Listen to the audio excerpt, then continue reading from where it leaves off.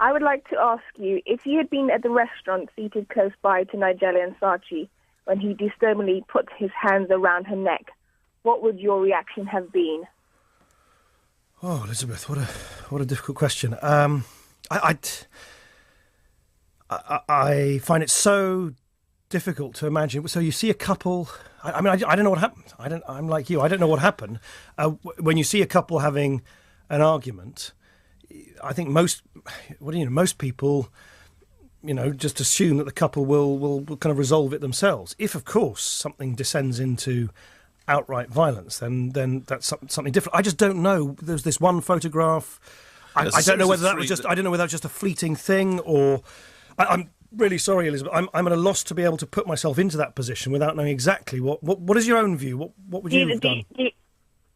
Look, can I just make a distinction? You're asking me to comment on photographs like everybody's seen in the papers, which, as Nick Ferrari said, I don't know whether that was a fleeting moment, or so I'd rather not try and comment on a set of events that wasn't. If you're asking me a more general question, if you think you're sitting next to people in a restaurant who start, particularly if someone who's much stronger than, let's say, not always, but let's say if a man is much stronger than the woman is physically threatening that woman, then I hope actually everybody's instincts would be like yours, Elizabeth, which would be to try and protect the weaker person, to try and protect the person who otherwise might be hurt. No, I totally agree with you on that.